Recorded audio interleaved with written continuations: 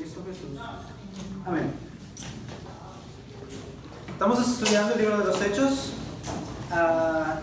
No sé cuántos de ustedes ya han empezado a leer o han avanzado un poco más en la lectura de Hechos, en sus 15 minutos diarios. Los que se ríen, no sé si es porque está bueno el libro o porque no he leído. Bueno, personalmente es uno de mis favoritos después de Juan. Me gusta mucho porque es más que ser un libro favorito, es como una inspiración, ya que todo lo que pasa, el ver cómo los discípulos son de una manera en los 4 evangelios y cómo son totalmente cambiados en el libro de los Hechos, para mí es algo que cada vez que lo leo me da inspiración de decir, Simón, no te puedes quedar ahí, tienes que ir más allá, tienes que expandir tu potencial, ¿no? Por ayuda del Espíritu Santo. Entonces, es esa transformación y valentía que veo en los discípulos al predicar el mensaje. A partir de Pentecostés, lo que cuando leo Hechos digo, oh, wow, está interesante, como todo lo que Jesús promete en Juan se va cumpliendo poco a poco. Si tú tienes tu página número 1 de la lección 1, ahí vas a ver todas las promesas y enseñanzas que Jesús dio acerca del Espíritu Santo. Y conforme vayamos viendo las lecciones en tu Biblia o en las notas, ve poniendo cómo se va cumpliendo cada una para que así ya tú tengas referencia de todo lo que Jesús dijo y cómo se cumplió y cuándo se cumplió, cuántas veces pasó, así para que sea más fácil para estudiar. Hoy nos vamos a enfocar en el sermón de Pedro. Ya vimos la espera de Pentecostés, ya vimos la ascensión, ya vimos lo que ocurrió en el día de Pentecostés. Y ahora estamos justo cuando está lo mero bueno, cuando está la cosa caliente, cuando está toda la gente ahí hablando y proclamando el Evangelio en diferentes idiomas, que a partir de ahí es cuando vamos a empezar. Entonces, el mensaje que da Pedro, es impresionante, porque si recordamos a Pedro cómo era antes, una historia que tal vez les puedo decir está en Mateo 24, donde Jesús es arrestado, se le acerca una criada a Pedro y le dice, ¿que no eres tú también Jesús, que andabas con Jesús en Galileo? Entonces Pedro le dice, no sé qué dices. Ok, bueno, entonces dice que saliendo de ahí, lo volvieron a ver y dice, ¿quién es este que estaba con Jesús el Nazareno? Y Pedro dijo una vez más con juramento, no conozco a tal hombre. Un poco después, acercándose los que allí estaban, le dijeron a Pedro, verdaderamente también tú eres de ellos, porque aún en la manera de hablar básicamente te delata, te descubre. Y esto está increíble porque Pedro dice, él comenzó a maldecir y a jurar, yo no conozco a este tipo. Bueno, es mi versión. Pero él maldijo. El mismo Pedro que vimos que estaba ahí cortándole la oreja al oficial diciendo, no, y aunque todos estos pelados te dejen, yo aquí voy a estar, lo negó 3 veces. Y me gusta porque en los evangelios, no recuerdo en cuál de los evangelios, pero dice que Jesús lo estaba viendo cuando Pedro estaba diciendo estas palabras. Entonces imagínate, acabas de negar a tu maestro, Jesús te está viendo cómo maldices y lo niegas, y luego te vas de ahí. Entonces ese es el Pedro que conocíamos, es el Pedro que vimos justo en el momento antes de la ascensión, justo cuando Jesús estaba hablando con Juan, diciéndole, Pedro me amas, apacienta mis ovejas, cuida mis ovejas. Y Pedro ahí queriendo saber todo, y qué onda con Juan, y no te preocupes por Juan, tú ocúpate en esto.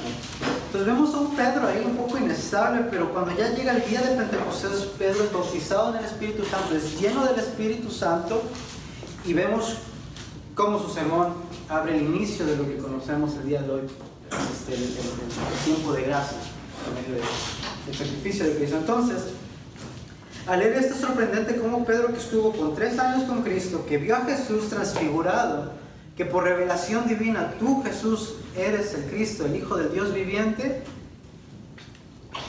y lo niega.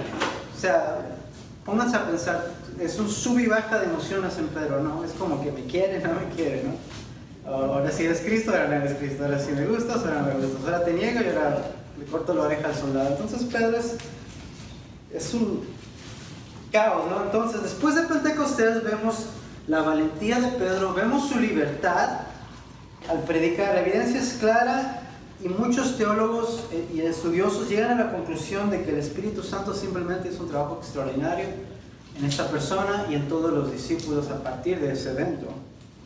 Entonces, déjame te leo esto. Esta transformación de ignorantes a sabios, de intimidados a intimidantes, de inmaduros a ser sensatos y reflexivos, personas que confrontaban a los expertos de la ley a un nivel altísimo, nos debe de dar la motivación para que al caminar con Cristo, al estudiar este curso, debemos de vaciarnos para ser llenos con el Espíritu Santo. Entonces, independientemente del sacrificio que toman para tomar esta clase, de si hacen o no hacen tarea, como les digo, la tarea es lo de menos, lo que me importa es más su crecimiento espiritual, aunque hagan la tarea. Enfóquense en eso. ¿Cómo yo puedo aplicar a mi vida esto? ¿Cómo puedo yo ser lleno del Espíritu Santo? ¿Cómo puedo pararme y proclamar el Evangelio como Pedro lo hizo?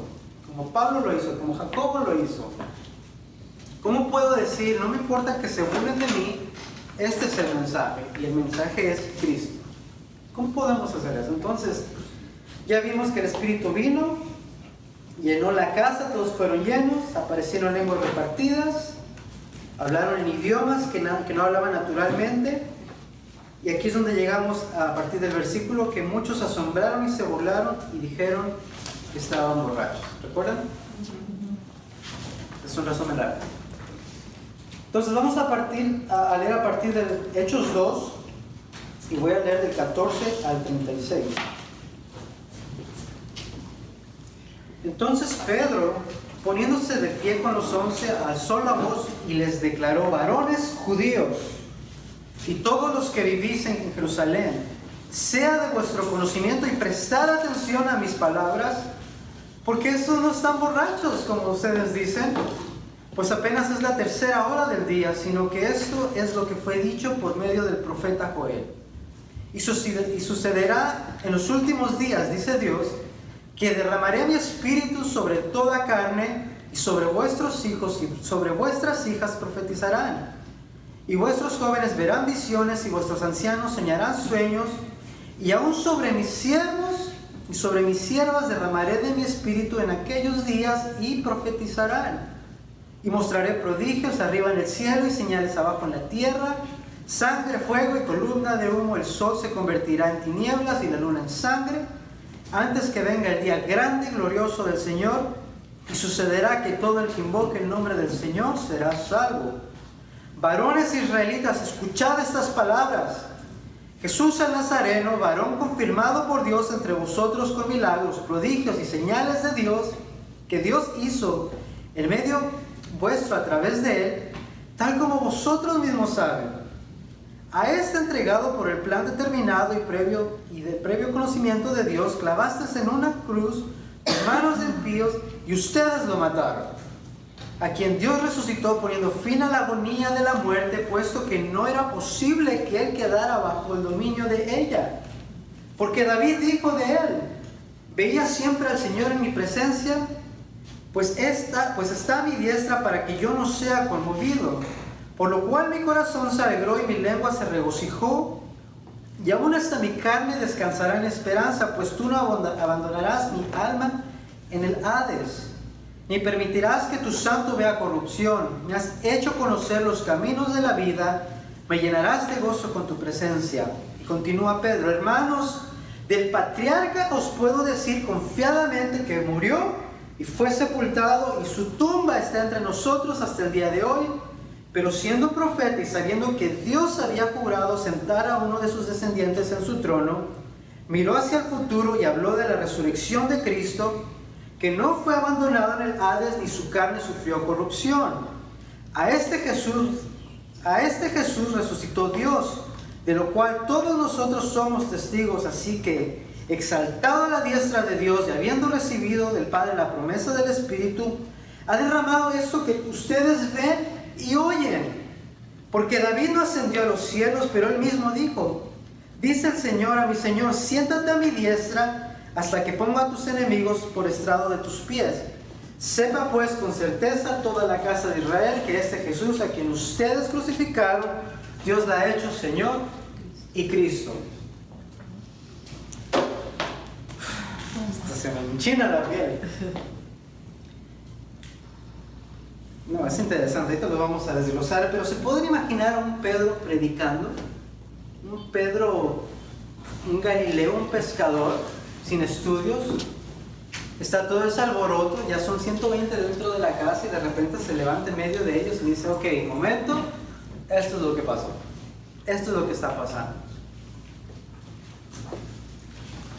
Este es un Pedro que estaba con una unción especial para explicar y enseñar con precisión, con exactitud, donde cita pasajes del Antiguo Testamento, donde no titubea, donde está seguro de lo que cree, donde está seguro de lo que vio, donde está seguro de lo que está escrito, y lleva el mensaje, este mensaje que vimos que era necesario, que era el Evangelio, la muerte, la resurrección de Cristo. Entonces Pablo empieza uno de 15 sermones que hay en el Nuevo Testamento, así como este, y 8 son de Pedro, 5 son de Pablo, 1 de Jacobo y 1 de Esteban antes de ser apedreado. Ahora, este sermón no solamente tiene verdades espirituales, no solamente tiene esa galleta del Evangelio, por decirlo así, sino que tiene 3 ámbitos que quiero que vean y que no por diversión, ¿cómo lo pongo? Solo por... Si ustedes quieren desarrollar su estudio, pueden aplicar estas 3 cualidades del sermón de Pedro a cualquier sermón, cualquier enseñanza, cualquier predicación. Entonces, estas, según Aristóteles, en una oratoria o en una exposición persuasiva, hay 3 elementos. Entonces, el primer elemento es el logos. ¿Alguien sabe qué es logos? ¿Cualquiera? ¿Será el diseño o algo de lo que...? No. A ver, por ahí alguien está susurrando. Luego simplemente se refiere a las palabras. Entonces cuando Pedro está predicando, está diciendo este sermón, como vimos, su sermón está totalmente basado en las Escrituras. No es algo que él se inventa, no es algo que él vivió, no, es simplemente que se basa en 2 cosas, en las Escrituras y en la persona de Cristo. La segunda característica que vemos es el ethos. De ahí nos llega la palabra ética, o en este caso sale la personalidad de Pedro. Tiene que ver con el carácter, es decir, cuando alguien habla, cuando alguien expone algo, su carácter sale a relucir. Entonces, Pedro está exponiendo este mensaje. Ya conocemos ese Pedro aborazado, ese Pedro que siempre hablaba por todos. Aquí hace lo mismo, solo que en esta vez está bajo la unción del Espíritu Santo, bajo el bautismo del Espíritu Santo. Se basa en las Escrituras. Su personalidad no es cambiada, no es un títere. Enrique enseñó de una manera y enseñó de otra. Esto es el ethos, esa es la manera en que nuestra personalidad, nuestro carácter es reflejado en la forma en la que simplemente se enseña. Entonces, estas 2 características están. Y la última, perdón, patos. ¿Y qué es el patos?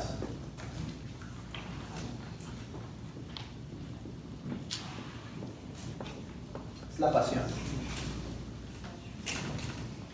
Entonces, esta pasión con la que el expositor habla y manifiesta sus palabras es esa emoción, eso que le hierve, ¿cómo le diré? Sí, esa emoción de decir algo que quiere que todos sepan. Eso lo vemos muy bien en Pablo, lo vemos en Pedro, lo vemos en Esteban y Jacobo. Entonces, cada vez que tú escuchas un sermón, cada vez que tú escuchas una clase, busca estas 3 cosas, porque Aristóteles dice, estas 3 características están en un mensaje persuasivo. No necesariamente una predicación, pero si alguien te va a dar un discurso de algo, para convencerte deben de estar estas tres cosas.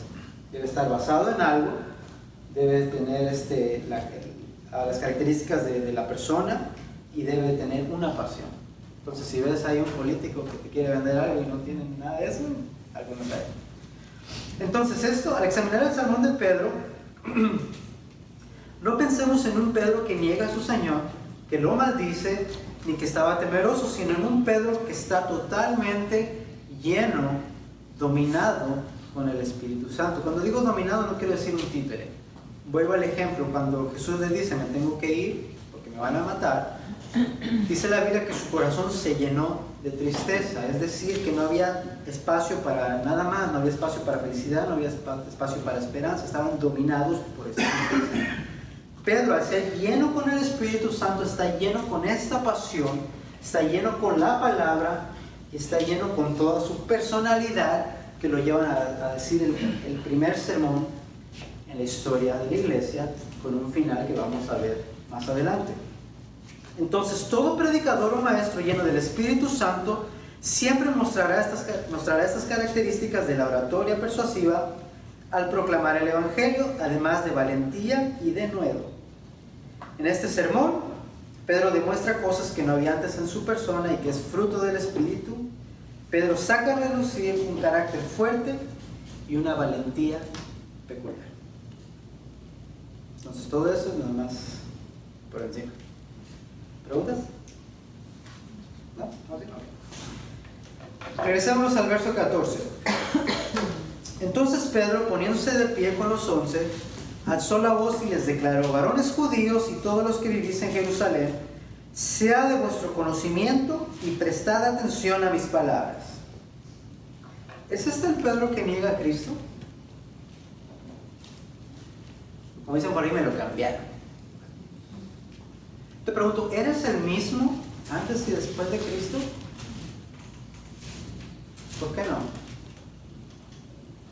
¿Qué es diferente?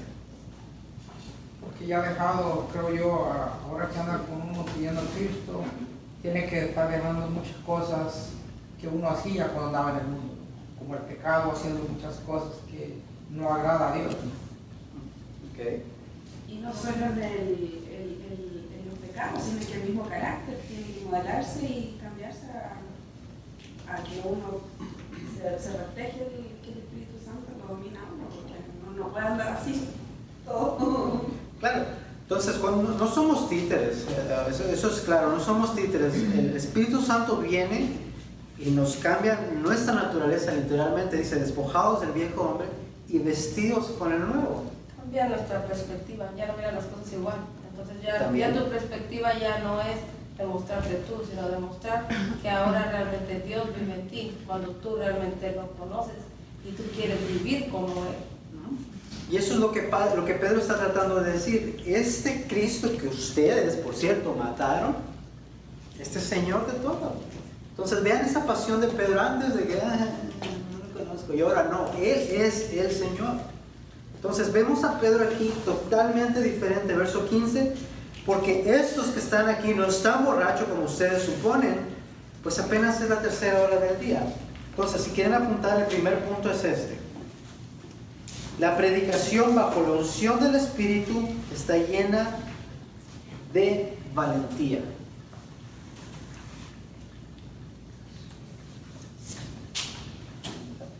La predicación bajo la unción del Espíritu está llena de valentía. Déjame les pongo el contexto. Está toda la casa llena, llegan estas personas, ¿qué está pasando? Dicen, estos están hablando en mi idioma y estos son galileos, no fueron a la escuela, no saben nada. Están predicando estas cosas, unos se burlan, otros quedan así como temerosos, nerviosos, ¿qué está pasando?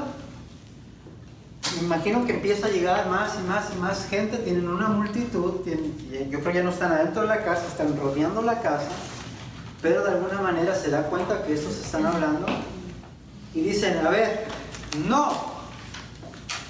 Y empieza con dos imperativos: sea de vuestro conocimiento y prestad atención, o sea que cállense que les voy a contar algo. El Pedro que negó a Jesús. Dice, a ver, para empezar, no están borrachos porque apenas son las 9 de la mañana y en nuestra cultura no se puede hacer eso antes de las 9, por lo menos. Entonces está empezando a quitar argumentos, está empezando a quitar todo. Piensa lo que estás diciendo, no pueden estar borrachos. Así que descarta eso. ¿Se acuerdan que cuando vimos la semana pasada que estaban perplejos y no me acuerdo de otra palabra? Eso quiere decir que estaban en un estado de que lo desconocido los hacía decir cualquier cosa. Entonces ahora Pedro viene y confronta con seguridad. No es así. Pedro, como leímos, es solamente un pescador galileo. Sin embargo, con autoridad, con valentía, con seguridad, le dice, cállense, que les voy a contar algo. No están borrachos, les dice.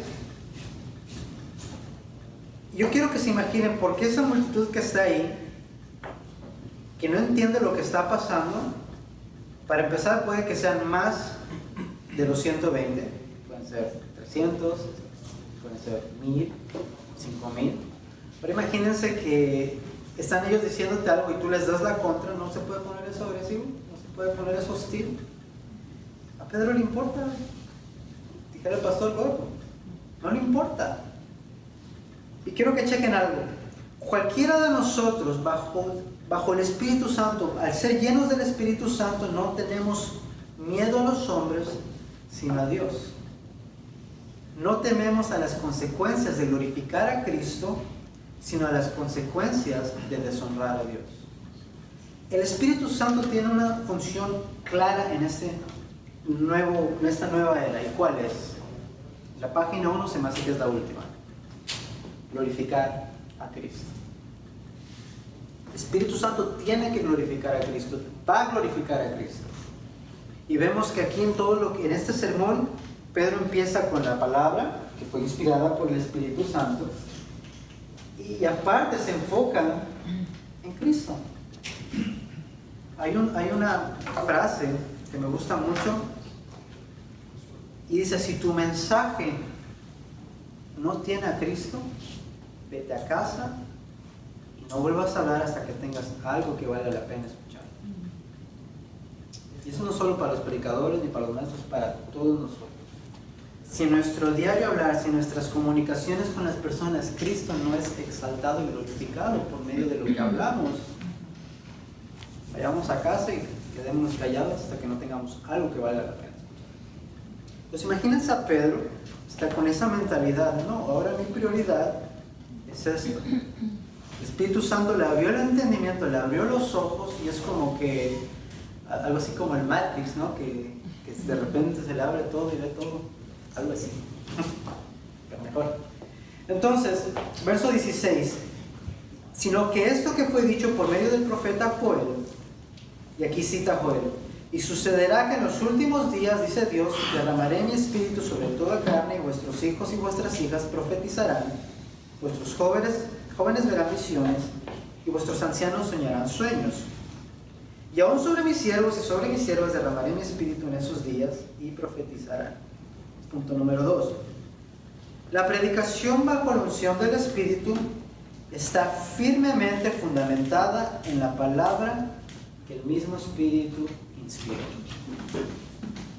La predicación bajo la unción del Espíritu está firmemente fundamentada en la palabra que el mismo Espíritu inspiró.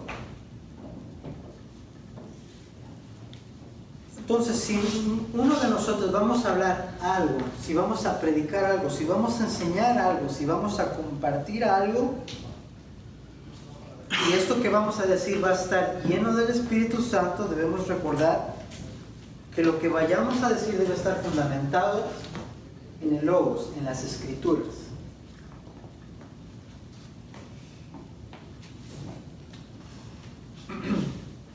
En el sermón de Pedro comienza, sino que esto fue lo que he dicho por medio del profeta Joel. Entonces Pedro no comienza con chistes, no comienza con experiencias personales, no comienza con visiones ni sueños, sino que directamente se va a las Escrituras a poner una base para lo que va a hablar.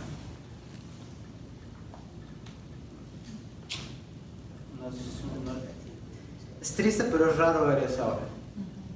En los sermones, en predicaciones, en charlas, siempre son chistes, siempre son cuentos.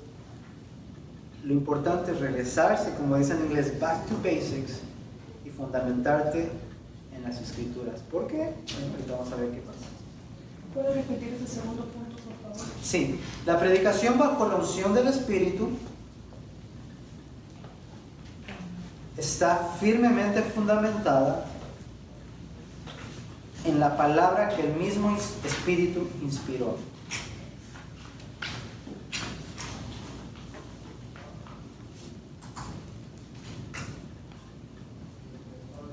Entonces Pedro comienza citando al profeta Joel y continúa en el 19: y mostraré prodigios arriba en el cielo, señales, y abajo en la tierra sangre, fuego y columna de humo.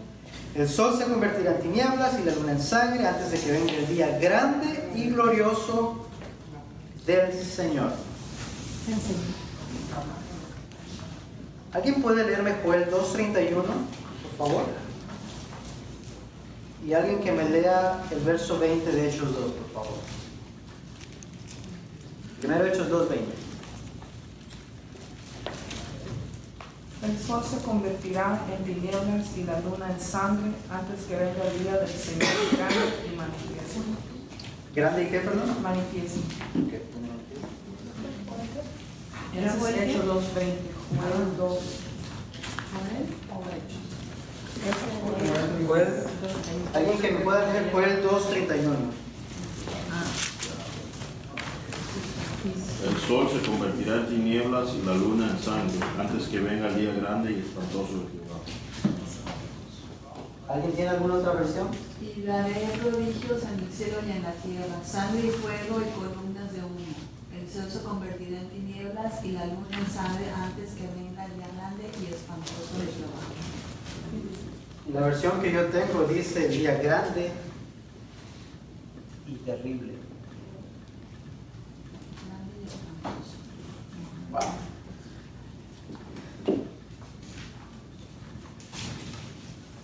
Entonces Pedro está citando a Joel, pero Joel es más explícito. Es el día espantoso, el día del Señor. Cuando, bueno, aquí le va, no tiene que estar de acuerdo. Digo yo, cuando canto al Señor, ¿lo hago con mi mente o solo lo repito? ¿Por qué? Por ejemplo, cuando a veces cantamos de que el día del Señor y vamos a estar en el día del Señor y todo eso, me quedo pensando, ¿realmente queremos estar en el día del Señor? Porque Joel me dice que el día del Señor va a ser espantoso y terrible. Es como cuando decimos, Señor manda fuego. Porque ahí Hebreos me dicen que Dios es fuego consumidor. Quiero que mande fuego. Entonces, aquí le voy a dar algunas cuestiones en cuanto al día grande y terrible que menciona Joel. Los que no creen en un milenio literal, que son los amilenialistas o amilenianos, ellos creen que esto que el profeta Joel menciona se cumplió en Pentecostés. Y que las palabras que menciona, como todo sangre y fuego, todo eso, son más que son como más espirituales, no son literales. Esa es una posición. Otros piensan que esta profecía se cumplió en la crucifixión de Cristo, porque hubo terremoto, la tierra todo se puso oscuro, entonces piensan que ahí se cumplió. Los que creen en un milenio literal entienden que estas señales o que estos eventos todavía no pasan, que están aún por venir y que van de acuerdo a lo que está descrito en el libro de Apocalipsis, el final de los tiempos, que se refiere al día grande y terrible del Señor. Como estaba conversando con Lidiel hace rato, él tiene una posición, yo tengo la mía, uno lo ve del lado lógico y otro lo ve del lado más por fe o con la esperanza de que no nos toque estar ahí. Pero el punto es este, al menos en esto es un poquito fuera del sermón de Pedro, lo importante de tener estas diferencias, al menos en este punto, es que algo no cambia. Cristo es Señor Cristo viene pronto y hay que estar listos. Entonces, mientras estemos de acuerdo en estas doctrinas que son innegociables, como la venida de Cristo, su segunda venida, y todo eso, entonces no hay problema. Solo quería darles esas Cristo es Señor, Cristo cuestiones. es... ¿Perdón? ¿Qué más dijiste? En este punto, de que no cambia, Sí, cosas que no cambiamos. Por ejemplo, el que él tenga una posición y yo otra acerca de este pasaje es de que los dos reconocemos que Cristo es Señor, de que Él va a venir pronto, ya sea en un rapto, ya sea después del milenio, ya sea durante la tribulación. El punto es que va a regresar. Y tercero, de que hay que estar listos. Y cuarto, que hay que llevar el Evangelio a todas partes. Entonces, eso no cambia. Volviendo. Además de Pedro anclarse en las palabras del profeta Joel, inspirado por el Espíritu Santo, Pedro acude al Salmo 16 y 110 de manera que su predicación está repleta de la palabra, no está llena de chistes, no está llena de falsas promesas ni de cuentos inventados en sus mentes, como muchos tienden a hacerlo hoy. Punto número 3. La predicación bajo la unción del Espíritu es totalmente cristocéntrica.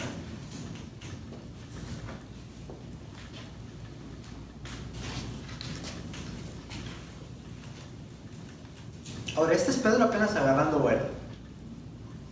Como dice la última.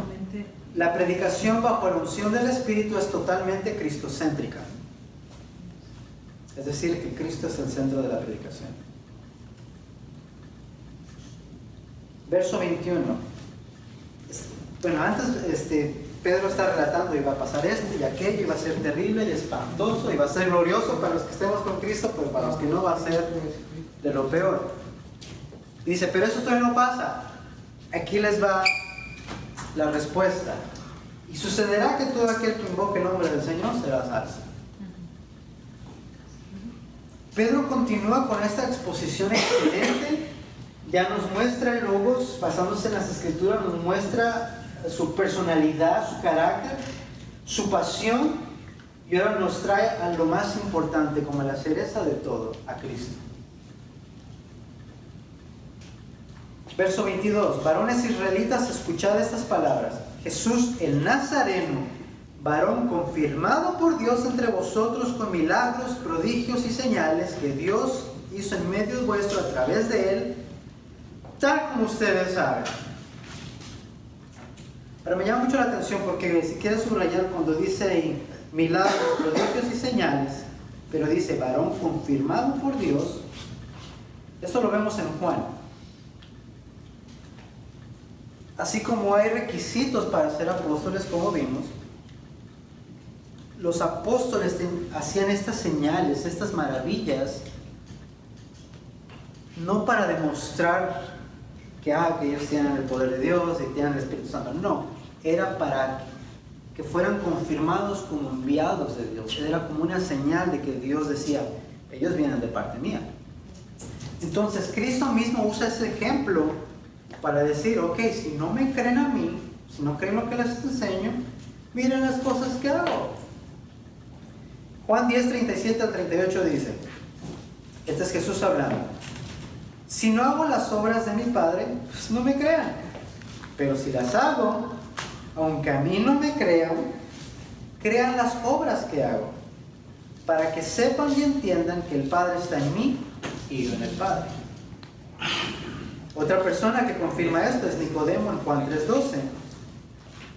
Dice, hablando de Nicodemo, vino a Jesús de noche y le dijo, Rabí, sabemos que tú has venido de Dios como maestro, porque nadie puede hacer las señales que tú haces si Dios no estuviera contigo.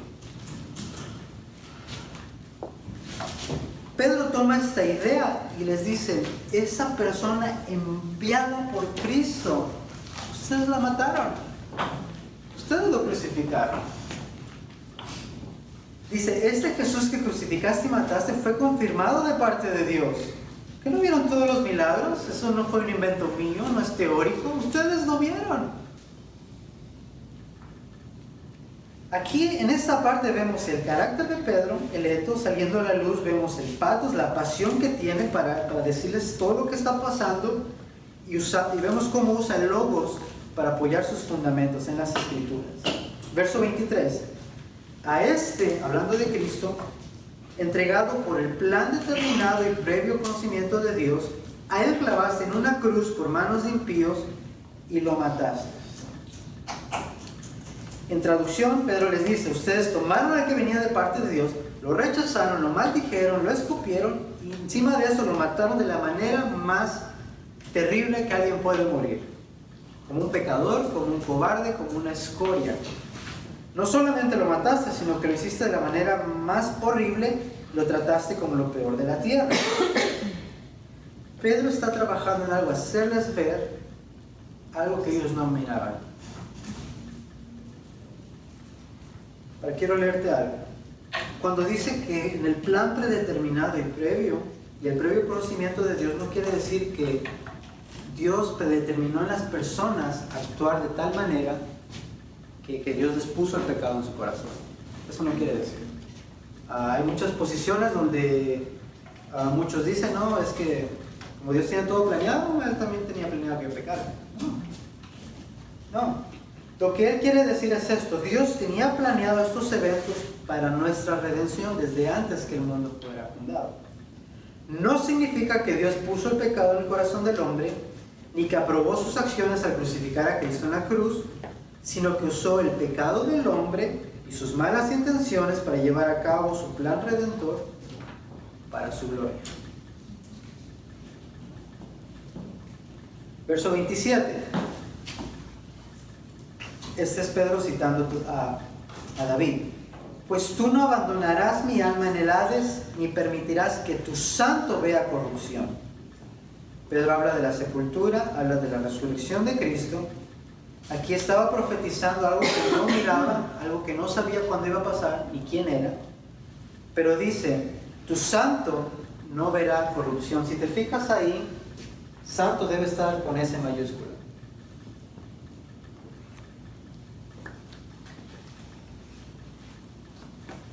¿Correcto? El 27. De hecho, Sí, perdón, 2.27. sí, no permitirás que tu santo vea corrupción. ¿A mayúscula? ¿A quién se refiere? A Jesús. ¿Cómo lo sabía David? Porque se lo reveló el Espíritu Santo. 29. Hermanos, del patriarca David les puedo decir que murió y fue sepultado, y ahí tenemos sus huesos. Pero siendo profeta y sabiendo que Dios le había jurado sentar a uno de sus descendientes en su trono, miró hacia el futuro y habló de la resurrección de Cristo, que no fue abandonado en el Hades, ni su carne sufrió corrupción. Cuando dice que Jesús no fue abandonado en el Hades, no quiere decir que Jesús fue al infierno. Se refiere al sepulcro, que no estuvo muerto, que no quedó su cuerpo ahí inerte como David. David ahí se quedó. Jesús no quedó ahí, Jesús resucitó, lo cual cumple esta profecía que el rey David hizo. Y enseguida Pedro empieza a comparar a David y a Jesús. Y luego habla en el verso 24, a quien Dios resucitó poniendo fin a la agonía de la muerte, puesto que no era posible que él quedara bajo el dominio de ella. Y me salto al 32. A este Jesús resucitó Dios, de lo cual todos somos testigos. Pedro enfatiza que Jesús no está en la tumba, que Él resucitó por Dios, que la muerte no tiene poder sobre Él. Me gusta cómo se expresa Pablo de una manera burlesca de decirle a la muerte, ok, muerte, ¿dónde está tu aguijón? Sepulcro, ¿dónde está tu victoria? Si lo lees, Pedro se está burlando, se está mofando de la muerte. Y eso para mí es increíble, porque la muerte fue vencida por Cristo. La muerte no tiene potestad. Se cumple lo que dice Génesis 3:15. Sí, la serpiente te va a herir, pero tú le vas a quebrar la cabeza. Y eso fue exactamente lo que pasó en la cruz. La pregunta es esta, y esta se la voy a dejar si quiere ganarse puntos por la tarea que me ha hecho. ¿Quién resucitó a Cristo? No me tienen que responder. ¿El Padre resucitó a Cristo? ¿El Espíritu Santo resucitó a Cristo? ¿O Jesús se resucitó a sí mismo? No quiero que contesten ahorita. Y escriban, ayuden a sus razones. Y bueno. 33. Así que, exaltado a la diestra de Dios y habiendo recibido del Padre la promesa del Espíritu Santo, ha derramado esto que vosotros ves y oís. Pedro les está diciendo lo que Jesús nos enseñó, que el Padre iba a mandar, que Jesús iba a mandar, esto pasó. Ustedes se lo están perdiendo porque están criticando de que están borrachos. ¿Sí van haciendo las conexiones? Nada más yo estoy emocionado. Entonces, al resucitar Cristo es exaltado y es sentado a la diestra de Dios. Simón, ¿cómo sabes eso? Esteban antes de morir dice, veo a Jesús sentado a la diestra del Padre. Más evidencia ahí. Entonces, todo lo que Jesús le promete a los discípulos se está cumpliendo. De una manera, no tienen meses tal vez, y todo se está cumpliendo conforme Jesús lo había dicho. Verso 34, porque David no ascendió a los cielos, porque él mismo dice, dijo el Señor a mi Señor, siéntate a mi diestra hasta que ponga a tus enemigos por estrados de tus pies. Quiero que veas ahí en el 34 donde dice, dijo el Señor a mi Señor. ¿Cómo está escrito la palabra Señor? ¿Cuál? ¿La primera? Las dos. Las dos. Los dos. La primera está toda mayúscula, la segunda solamente la primera. Habla de Dios Padre y Dios Hijo. Literalmente en el hebreo sería Yahweh le dijo a Adonai. Yahweh es el nombre del privado de Dios, el nombre personal. Nadie sabe cómo se pronuncia. ¿Cómo se escribe? Yahweh, nadie sabe. Lo deletrean solamente W-Y-H-W-H. Incluso los judíos muchas veces ni escriben, solo escriben los puntitos. No dicen Yahweh, muchas veces dicen, creo que es Hashem, que quiere decir el nombre. No lo pronuncian, es tan wow. Entonces, ¿qué quiere decir eso? Pedro cita el Salmo 110:1 y en el hebreo podemos leerlo. Dijo Yahweh a Adonai, siéntate a mi diestra. Entonces, vemos que Señor está con todas mayúsculas para Jehová y con S mayúscula y el resto minúsculas para Adonai. En este caso, David está profetizando algo que ni siquiera sabe. Esto está muy bueno para los testigos de Jehová. ¿Qué verso? Ahorita nos voy a explicar por qué. Lo que sí sabía David era que iba a tener una descendencia que se iba a sentar en el trono eternamente. David sabía que no iba a ser él, que no iba a ser ninguno de sus hijos, porque sus hijos todos mueren, sus hijos son humanos. Y la única forma en que alguien se siente en un trono y viva para siempre, ¿quién es? Dios mismo. Ahora, ¿quién es Dios y se hace hombre? Jesús. Entonces, Yahweh, Dios Padre, le dice a Adonai, a Jesús, a Dios Hijo, todo es tuyo. Siéntate a mi diestra, toma toda autoridad en el cielo y en la tierra. Tú eres mi Hijo amado. Fíjense, Pedro está sacando esto así nada más. No es como yo que lo preparé, no, él así. 36. Sepa pues con certeza toda la casa de Israel que a este Jesús a quien vosotros crucificasteis, Dios lo hizo Señor y Cristo. Aleluya. Salió. Entonces, ¿es este el mismo Pedro que habíamos visto? Pedro habla con certeza, con fuerza, sin miedo, sin vergüenza. Proclama que este Señor es Dios, que solamente en Él hay salvación. Y algo que es bien interesante, aquí lo podemos leer. Dios lo ha hecho Señor y Cristo. Ok, ¿qué significado tenía en ese tiempo?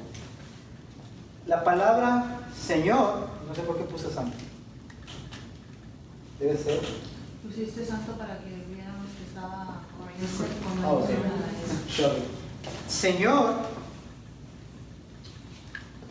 En el griego lo usan para referirse a Jehová, para referirse a Adonai, para referirse a Cristo, pero también dentro de la cultura gentil lo usaban para referirse a César, Furios, que le llaman en inglés.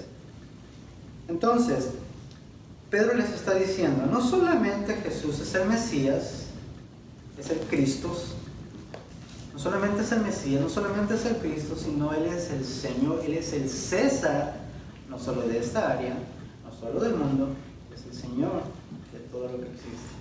Todo fue hecho por Él, todo fue hecho para Él, por Él todo existe, por Él todo se sostiene y todo fue creado para su gloria. Y así estaban de emocionados. Entonces, esto es confirmado en Filipenses 2, a partir del 6. El cual, aunque Jesús existía en forma de Dios, no consideró ser igual a Dios como algo a que aferrarse, sino que se despojó a sí mismo tomando forma de siervo, haciéndose semejante a los hombres. Y hallándose en forma de hombre, se humilló a sí mismo. Nadie lo humilló, Él solo se humilló a sí mismo, se hizo obediente hasta la muerte y muerte de cruz, por lo cual, es decir, por eso, Dios también lo exaltó hasta lo sumo, hasta lo más alto, le dio un nombre sobre todo nombre, para que en el nombre de Jesús se doble toda rodilla de los que están no solamente en el cielo, no solamente en la tierra, sino los que están debajo de la tierra, y toda lengua confiese que Jesús es Señor, que Jesús es César, que Jesús es Jehová, para la gloria de Dios Padre. ¿Cuál es este nombre que es sobre todo nombre? Jesús. ¿Cuántos dicen que es Jesús? Yo voy a compartir algo que a lo mejor nunca han oído. Y si no están de acuerdo, están en todo su derecho de decirme sus razones. Por eso. ¿Pueden leer alguien Isaías 45, 21 al 23? ¿Qué rapidito antes de que nos cojan? Isaías 45, del 21 al 23. Proclamad y hacerlos acercarse y entren todos en consulta. Quien hizo oír esto desde el principio y lo tiene dicho desde entonces, sino yo, Jehová, no hay más Dios que yo, Dios justo y salvador, ningún otro fuera de mí. Mirad a mí y sed salvos todos los términos de la tierra, porque yo soy Dios y no hay más. Por mí mismo hice juramento de mi boca, salió palabra en justicia y no será revocada, que a mí se doblará toda rodilla y jurará toda lengua. Wow. ¿Alguien que lea Filipenses 2:10?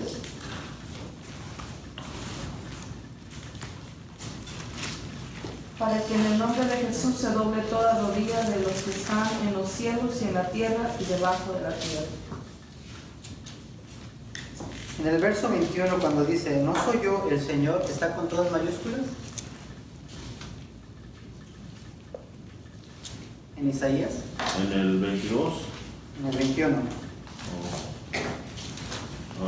Dice, Jehová dice, sino yo Jehová, en Jehová. mayúscula, pero dice, y no hay más Dios, Sí, no. pero no está todo. No dice Señor. Pero dice Jehová. Sí. Y Jehová es lo mismo que Yahweh. Ajá.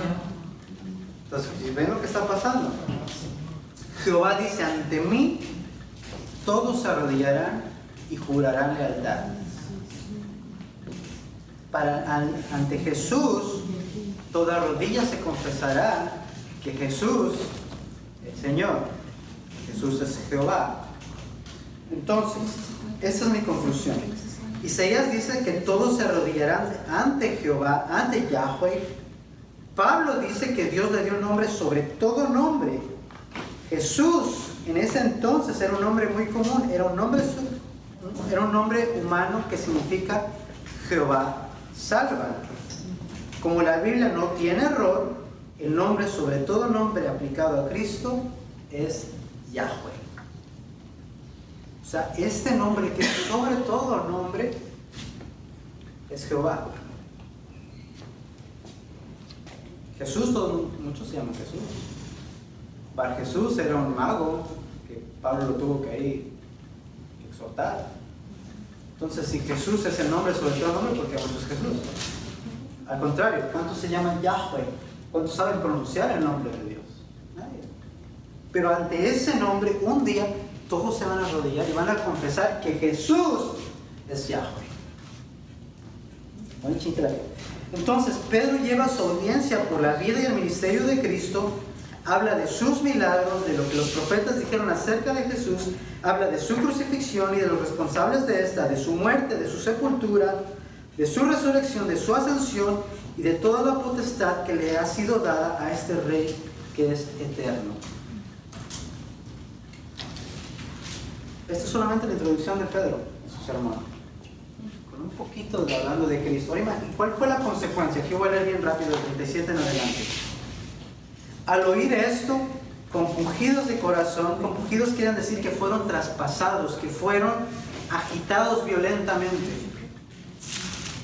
Ahora lo podemos leer así: al oír esto, su corazón fue traspasado, su corazón fue agitado violentamente, y le dijeron a Pedro y a los demás: ¿qué vamos a hacer? ¿Qué necesitamos saber? Ok, entiendo, fue mi culpa, nosotros lo crucificamos, nosotros lo matamos, no lo vimos venir. Él es Jehová, Él es Dios, Él está aquí, Dios hizo carne por nosotros, Dios vino a morir, Dios vino a vivir una vida perfecta, Él vino a abrir el camino al Padre. Cuando Él murió, es nuestra entrada al cielo. Ok, ¿qué hago? ¿Cómo me salvo? Pedro les dice: arrepiéntete, bautízate en el nombre de Jesucristo para que tus pecados sean perdonados y recibas el don, el regalo del Espíritu Santo, para que formes parte del cuerpo de Cristo, para que tengas estos nuevos regalos y vayas y proclames lo que acabas de aprender. Porque la promesa es para ustedes y para tus hijos, para los que están lejos, para tantos como el Señor quiera llamar.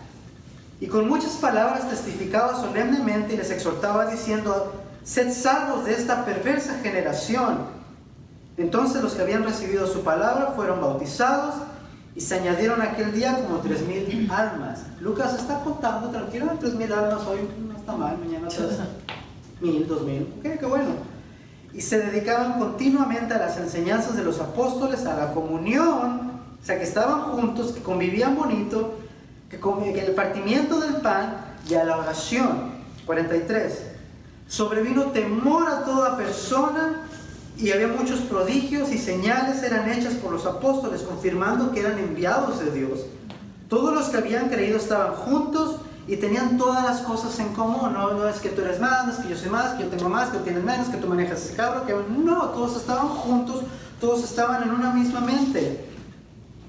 Todos vendían sus propiedades y sus bienes y lo compartían con todos, según la necesidad de cada uno. Día tras día continuaban unánimes en el templo, con un mismo pensamiento, en un mismo sentir, y partiendo el pan en los hogares, comían juntos con alegría, con sencillez de corazón. Les gustaba estar ahí, les gustaba estar uno con otro, disfrutaban de la presencia, disfrutaban de la comunión de los demás. Si uno se iba, me imagino que se tristezaban, se ponían tristes, perdón. ¿Cuándo va a regresar? Hay que convivir, hay que pasarlo bonito entre nosotros. Y alabando a Dios y hallando favor con todo el pueblo, el Señor añadía cada día el número de ellos, los que iban a ser salvos. Lucas dejó de contar. Lucas, para que cuento, mejor el Señor añadía un montón cada día. Y todo por causa del Espíritu Santo. Entonces, por eso cuando vemos el libro de Hechos, tú y yo debemos de ser retados, tú y yo debemos de ser confrontados, de no solo venir a una clase y decir: no, está bueno el material. No, el problema de estar en un lugar, no solo en una iglesia, sino en una clase donde se habla de la palabra, donde se tiene en alto la palabra de Dios, donde se ama a Dios, es uno de los mejores lugares, pero también es uno de los lugares más peligrosos. ¿Por qué? Porque todo lo que tú aprendes ya no tienes excusa para no hacerlo. Especialmente a los que enseñan. Entonces, ese es el sermón de Pedro. ¿Preguntas? ¿Quién resucitó a Jesús? Y todas las notas que escribieron ahorita se las van a dar. No les quise dar las notas al principio porque quiero que ustedes escriban sus notas y vean y lo comparen con lo que